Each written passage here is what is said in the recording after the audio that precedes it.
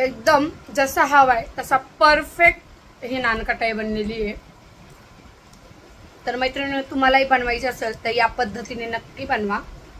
खूप छान आणि मेन म्हणजे शुद्ध तूप टाकले त्यामुळे त्याची टेस्ट अजूनही छान झालेली आहे। आतूनही असा सुंदर हा भाजला गेलाय आणि अतिशय सुंदर रंगही त्याचा आलाय आणि टेस्टही खरंच खूप सुंदर झाली आहे।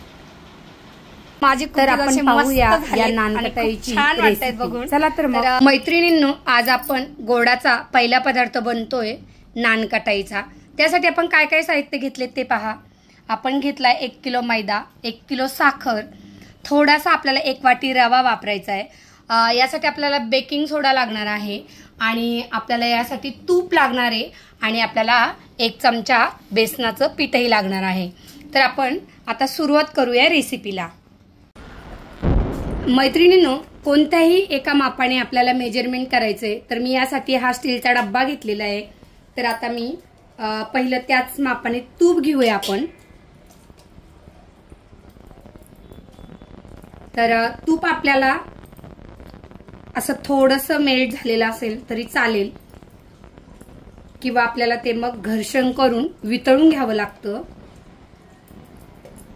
तर अशा पद्धतीने पूर्ण 1 डब्बा आपण तुपाचं मेजरमेंट घेऊया। याच मापाने आपल्याला साखर, मैदा हेही घालायचं आहे। तर आता मी 1 वाटी तूप यामध्ये घालून घेतलंय। तर या पद्धतीने आपण तूप घेतलंय। तर मला थोडेसे जास्तीचे नानकेट बनवायचे म्हणून आपण अजून अर्धा डब्बा मी घेणार आहे। म्हणजे साधारणपणे हे अर्धा किलो तूप झाले। तर अर्धा किलोला अर्धा किलो मैदा जाईल, अर्धा किलो साखर जाईल, 1 वाटी यामध्ये छोटी 1 वाटी रवा आणि बेसन पीठही आपल्याला यामध्ये घालायचं। यामुळे नानकटची टेस्ट एकदम चांगली येते। तर अशा पद्धतीने मी परत थोडंसं जास्तीचं तूप यामध्ये घालून घेतले। आता आपण याच डब्याने मोजून घेऊया म्हणजे याचं तूपही निघून येईल। आधी मी हाताने काढून घेते। तर या पद्धतीने आपण 1.5 डब्बा तूप घेतलंय। मैत्रिणींनो, याच मेजरमेंटनी आपल्याला 2 कप मैदा घ्यायचा आहे कारण मैदा आपण असा व्यवस्थित दाबून वगैरे घेतलेला नाहीये त्यामुळे आपल्याला हे 2 तर हा व्यवस्थित बारीक चाळणीने चाळून घ्यायचा आहे। तर माझ्याकडे ही सोजीची प्लास्टिकची चाळण आहे, मी तिचाच वापर केलाय कारण स्टीलच्या चाळणीचे थोडेसे होल मोठे आहेत। तर आपल्याला हे एकदम बारीक चाळणीने चाळून घ्यायचंय म्हणजे जर आळी किंवा गुठळे असतील तर त्या आपल्या निघून जातात। याच पद्धतीने मी दुसराही हा डब्बा भरून घेतलाय आणि आता हाही आपण एकदम फ्रेश मैदा आणलेला आहे त्यामुळे त्यामध्ये काही घाण वगैरे नाहीये आणि जास्त प्रमाणात गुठळे अगदी निघालेले नाही।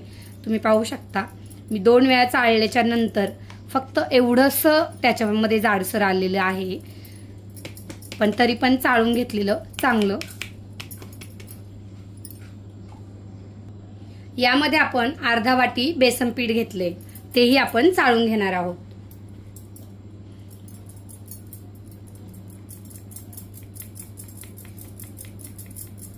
यामुळे आपलं गुठळ्या आहे त्या पूर्णपणे बाजूला निघाल्यात। आता हे घरी दळून आणलेलं आहे त्यामुळे बेसन पिठामध्ये अशा गुठळ्या निघल्या जातात तर त्या आपल्याला बाजूला काढून घ्यायचं आहे। मी घेतानाच थोडंसं पीठ जास्त घेतलं होतं कारण मला माहित होतं यामध्ये गुठळ्या निघतील म्हणून। बिस्किट फार भुसभुशीत नको व्हायला त्यासाठी मैत्रिणींनो याच्यामध्ये मी अर्धा डब्बा बारीक रवा घेतलेला आहे, तोही आपण चाळून घेऊया।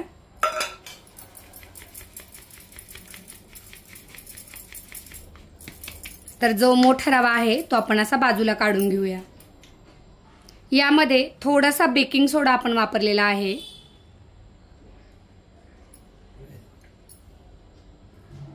आता याच मापाने आपण 2 डब्बे साखरही घेणार आहोत।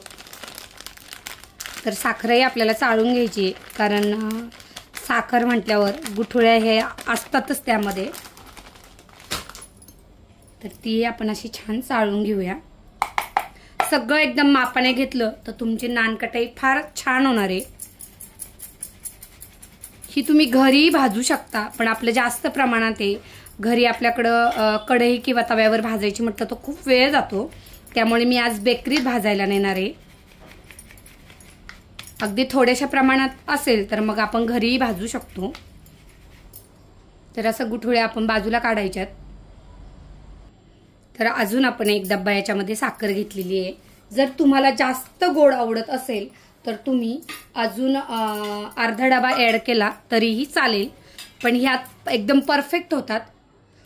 तर आता हे आपण चाळून घेऊया. गुठळ्या अशा फोडून घ्यायच्यात हाताने, म्हणजे त्या पूर्णपणे याच्यामध्ये चाळल्या जातील. आता आपले सगळे जिन्नस घालून झालेत.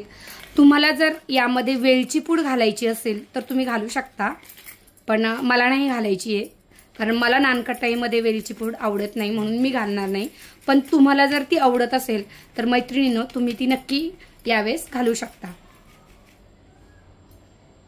तर आता या पद्धतीने सर्व जिन्नस आपले घालून झालेत आणि आता असं छान मिक्स करून घ्या सगळे व्यवस्थित. मी यासाठी मोठं भांडं घेतलंय. असं वाडगं घेतलं ना की पीठ सांडत वगैरे नाही. परातीमध्ये कसं आपल्याला थोडंसं जागा शॉर्ट पडते आणि मग पीठ सांडली जातात. तर हे पहा, अगदी सहजपणे आपलं पीठ हे मळलं गेले, काहीच अवघड नाहीये. जर तुम्हाला हे शुद्ध तुपात नसेल करायचे तर मग मात्र तुम्ही यामध्ये वनस्पती तूप घालून ते असं हातावरती फेटून घ्या मैत्रिणींनो, त्याचेही नानके चांगले होतात. आणि या पद्धतीने आपण छान मिक्स करून घेतले. आता चांगलं हे झालंय, आपलं तयार झालंय हे. याच्यामध्ये थोडासा आपण अजून अर्धा डब्बा मी मैदा घालून घेणार आहे, कारण तूप आहे ना जास्त मेल्ट होऊन जातो. तरी पण मी मैदा 2 डबे घेतला होता, कारण मला माहित होतं की आपण तो दाबून घेतलेला नाही, म्हणून अजून याच्यामध्ये आपण अर्धा डबा मैदा घालूया. तर तोही मी चाळून घेते. तर मैत्रिणींनो, इतकं छान आणि सहज पद्धतीने हे पीठ मळलं गेलंय की अगदी नवशिक्या ज्या मुली असतील त्यांनी जरी हे नानकट या पद्धतीने केले तरीही त्यांचे नानकट एकदम परफेक्ट बनेल. खूप छान पीठ आपलं सॉफ्ट आणि मस्त प्रमाणही छान झाले.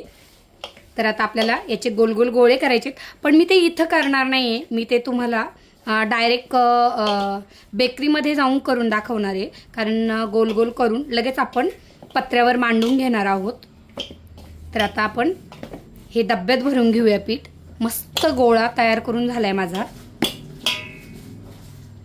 तर अशा प्रकारे मी आले आहे सान्वी कुकीज या बेकरीमध्ये. तर आता इथे आम्ही नानकेट भाजणार आहोत. मी डायरेक्ट नानकेट तुम्हाला केलेले दाखवले, कारण करताना खूप इथे गर्दी होती, भरपूर महिला होत्या आणि माझे हात भरलेले असल्यामुळे मी कुकीज करताना त्या दाखवल्या नाही. पण आपण आता त्या भाजणार आहोत आणि पाहणार आहोत.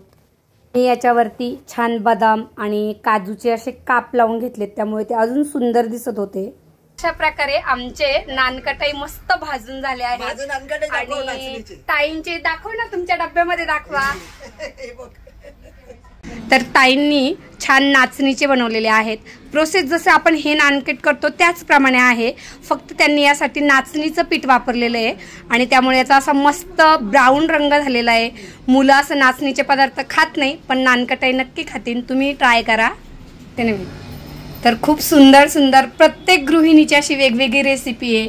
कोणी नाचणीचे बनवलेत, कोणी असे छान, कोणाचे गव्हाचे तर कोणाचे मैद्याचे, कोणाचे ड्रायफ्रूट लावून तर कोणाचे कोकोनट पावडर घालून, असे छान वेगवेगळ्या पद्धतीचे या मैत्रिणीने बनवलेल्या कुकीज आहे. यामध्ये तिने कोकोनट पावडरचा वापर केलाय आणि त्याही खूप छान झाल्या. माझे कुकीज असे मस्त झालेत आणि खूप छान वाटतायत बघून.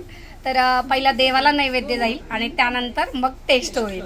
तर या आपल्या सेक्टरच्या संजनाताई फार सुंदर कुकीज बनवतात. यांचं स्वतःचं शॉप आहे आणि खरंच यांचे जेवढं कौतुक करावं तेवढं कमी आहे. यांनी स्वतःच्या स्वखर्चातून. ताई, किती वर्ष झाले तुमच्या या शॉपला? 8 वर्ष 20 तारखेला सुरू होणार. 8 वर्ष पूर्ण झालेत. खरंच तुमचा खूप अभिमान आहे आम्हाला. आणि आता त्यांनी आम्हाला इथं सेक्टर 10 मध्ये आम्हाला खूप लांब जायला लागतं, 3-4 सेक्टरला भाजायला जायला लागायचे, पण यांच्यामुळे आम्हाला अगदी जवळच्या जवळ कुकीज भाजून मिळत आहेत। तर त्याबद्दल खरंच तुमचे खूप खूप आभार। आणि तुम्ही तुमच्या ह्याच्याबद्दल सांगा थोडंसं गृहिणींना।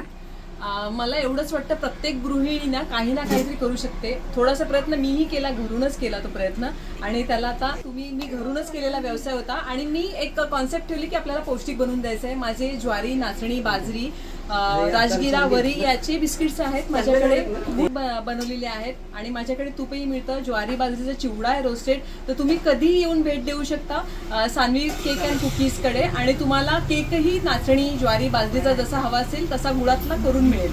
Okay, thank you. नक्कीच सान्वी फूड्सला भेट द्या। थँक्यू सो मच मनीषाताई। Okay, thank you. मला असे छान नानकटाई बनवायचे असेल आणि तुम्ही ऐरवलीत राहत असाल तर नक्कीच भेट द्या या शॉपला। ताईंचा कॉन्टॅक्ट नंबर दिलाय, त्यावर त्यांना कॉन्टॅक्ट करा तुम्ही, आणि असे छान कुकीज तुम्ही तिथं विकतही घेऊ शकता, किंवा तुम्हाला हवे असेल तर तुम्ही तिथे जाऊन कुकीज तुमच्या बेकरीमध्ये भाजूही शकता। तर मैत्रिणींनो, मी बनवलेल्या या कुकीज तुम्हाला कशा वाटल्यात नक्की कमेंट करून सांगा। आवडला असेल तर लाईक करा, शेअर करा, सबस्क्राईब करा, आणि अशाच आपण नवनवीन रेसिपी घेऊन पुन्हा भेटूया। बाय बाय, धन्यवाद। Thanks for watching. Like, share, subscribe.